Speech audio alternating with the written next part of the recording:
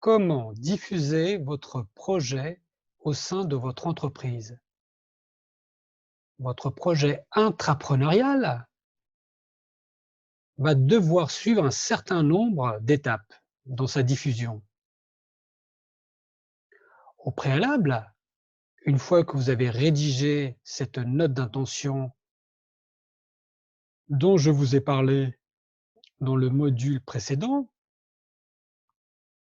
il faudra la diffuser à vos supérieurs hiérarchiques directs. Ensuite, une fois que cette étape sera réalisée, vous pourrez diffuser votre note à des responsables d'autres services externes aux vôtres.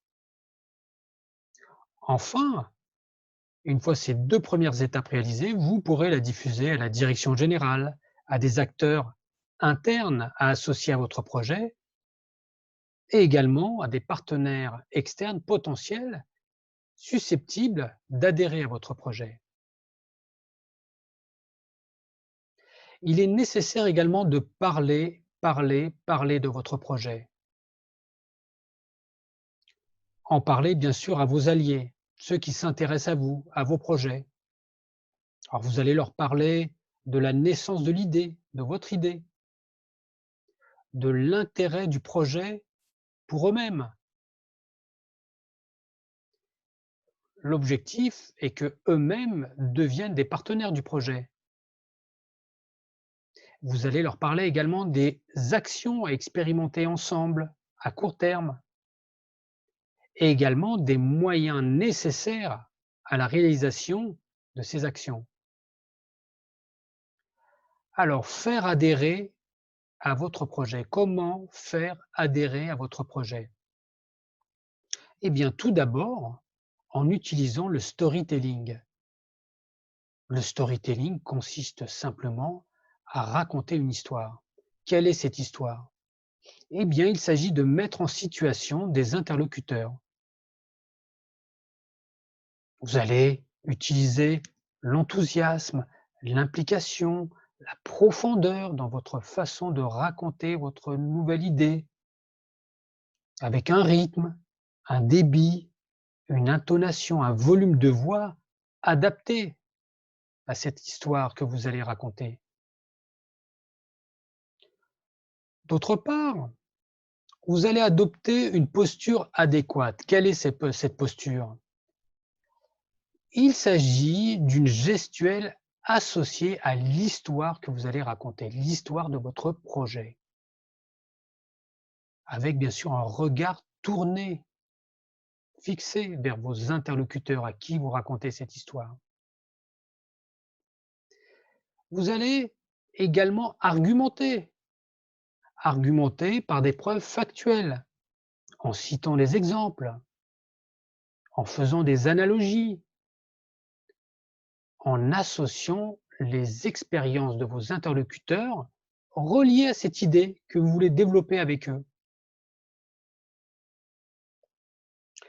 Il va falloir ensuite créer un réseau de sympathisants. Alors ce réseau de sympathisants se compose de plusieurs types de sympathisants. Les premiers s'appellent les traducteurs. Ce sont les traducteurs de votre concept.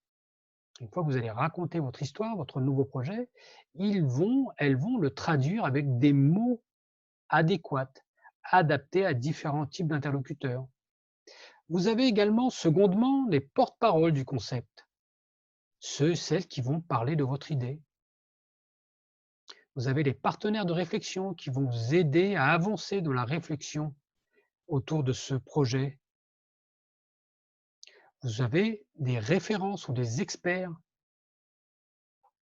qui seront là pour vous conseiller tout au long de la réalisation de ce projet. Et enfin, les maîtres d'œuvre qui, eux, vont vous y aider et vous accompagner pour construire et mettre en œuvre ce projet.